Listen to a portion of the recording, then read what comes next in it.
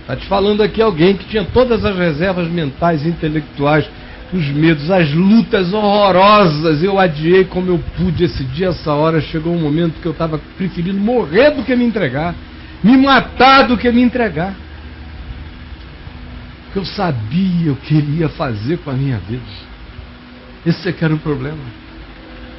Olha, quando eu tinha um dia de nascido, o meu pai, que era um agnóstico, me pegou no hospital e me levantou aos céus, sozinho, e disse: eu não sei se existe Deus, mas se existir algum Deus, eu ofereço esse meu filho ao Deus que existe. Embora eu não creia e não saiba se Deus existe, mas Deus, se tu existes, esse meu filho é teu. E eu te peço que tu faças dele um homem teu, que fale a tua palavra. O meu pai é agnóstico, falando isso. Fale a tua palavra. E peço que tu não deixes que ele seja um padre. Faz dele um pastor. Porque padres não casam. E eu queria que o meu filho amasse uma mulher e tivesse o privilégio que eu tenho de ser pai de filhos. Mas eu te ofereço. E disse que me botou no leito, não falou nada para ninguém. Não era crente, não criei nada. Ele veio se converter muitos anos depois, e só veio a me contar isso depois que eu já pregava o Evangelho há 2 anos. No dia que eu estava sendo ordenado ministro presbiteriano em Manaus, com 21 anos de idade, em 1976, em Manaus. Eu tinha acabado de escrever a minha tese sobre Jesus, a ordem de Melquisedeque, a salvação fora das instituições religiosas. E ele leu e fez um prefácio da tese. E ao final ele veio para mim, me devolveu o texto. Eu estava sentado num gabinetezinho, escrevendo numa escrivaninha, à mão. Ele veio chorando, me abraçou e me disse: eu tenho que te contar uma coisa que eu nunca contei nem para você, nem para sua mãe, nem para ninguém. Mas hoje é o dia. Papai era esse cara que era capaz dessas solenidades que aguardavam 21 anos. E olha, quando ele se converteu, eu tinha 13. Ele podia ter contado isso como a maioria dos pais faria, até para dar uma... ver se o garoto segue o caminho. Eu estava todo descacetado. Podia ter dito e até me impressionar um pouco, né? Poxa, ele era até agnóstico, não conhecia Deus, já pensava isso, já sonhava com isso a meu respeito. Mas não, ele não disse nada. Ele esperou a hora que a gente estava saindo para eu ser ordenado ministro presbiteriano, para chegar e me contar essa história. E chorar comigo e eu com ele. E chamamos a mamãe, ele contou para a mamãe. Só vinha saber então. Por que eu estou contando isso a você? Pelo que eu disse antes, lá no fundo do coração eu sabia o que Deus ia fazer comigo. Eu sabia que eu não me pertenceria mais.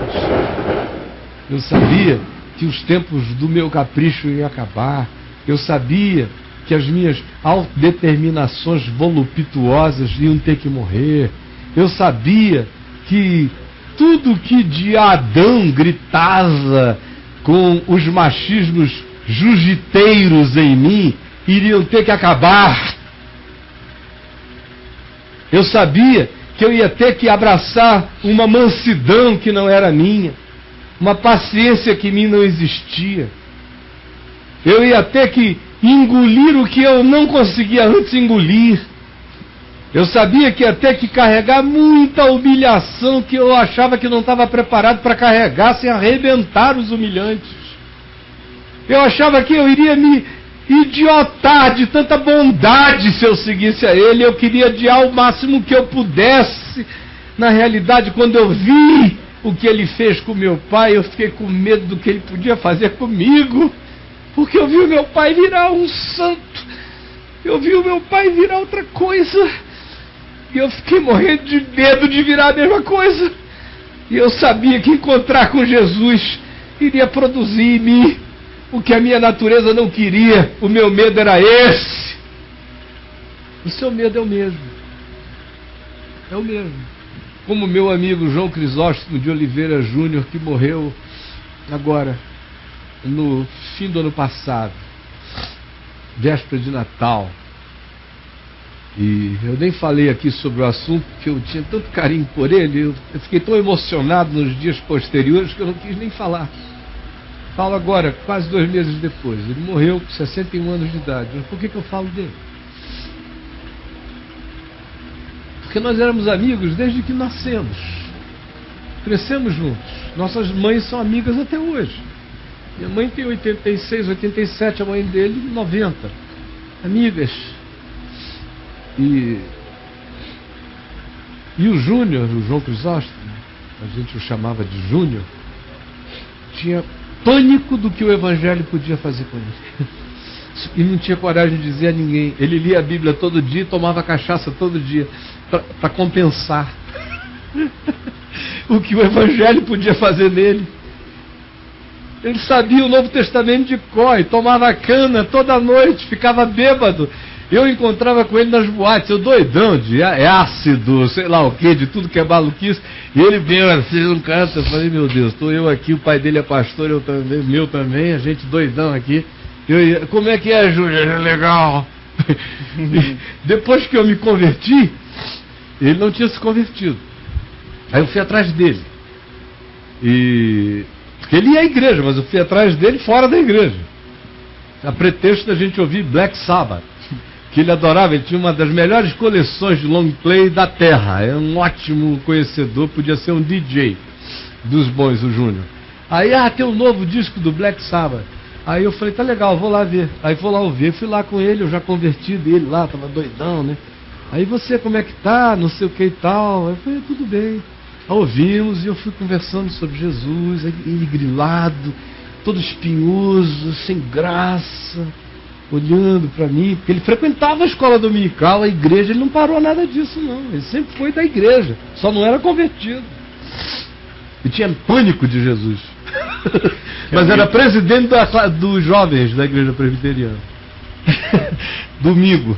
Aí o reverendo Antônio Elias estava indo pregar na igreja presbiteriana independente de Manaus, onde o pastor era o Francisco Boto, e eu convidei o Júnior para nós irmos juntos lá, ouvir o Antônio Elias. E aí botei ele na minha moto, ele foi sentado na garupa, a gente entrou, fomos lá para frente.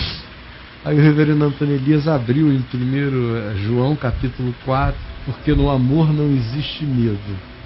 Antes o perfeito amor lança fora o medo. Aí eu, aleluia, estou sentado aqui vibrando. Aí ele está lá pregando, quando eu olho para o lado está o Júnior, branco, foi ficando branco, duro. E ele ia para lá, ia para cá. Aí de repente o reverendo Antônio Elias falou, eu queria convidar quem tem medo do amor de Deus, quem tem medo que Jesus faça um alvoroço na sua vida, mas que está fascinado por esse amor, lutando a vida inteira, eu quero dizer, o alvoroço virá, vai mudar mesmo. Mudou a minha, muda de quem chegar nele. Mas é uma mudança para a sublimidade. Venha. Aí o Júnior se levantou e foi duro lá para frente, branco, filho de pastor, neto de pai, tudo. Presbiteriano a vida inteira. A Bíblia decorada e com medo do Evangelho. Aí quando acabou nós saímos, ele em silêncio, ele sentou na minha moto, eu não disse nada, deixei ele ali no reservado dele, quietinho. Aí fomos dirigindo para a casa dele, e ele chorando, eu também em silêncio.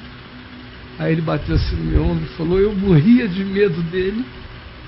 E ultimamente eu estava morrendo de medo do que ele tinha feito na tua vida. Eu estava com medo que ele fizesse a mesma coisa com a minha. Mas não tem jeito não. Eu pulei e achei chão.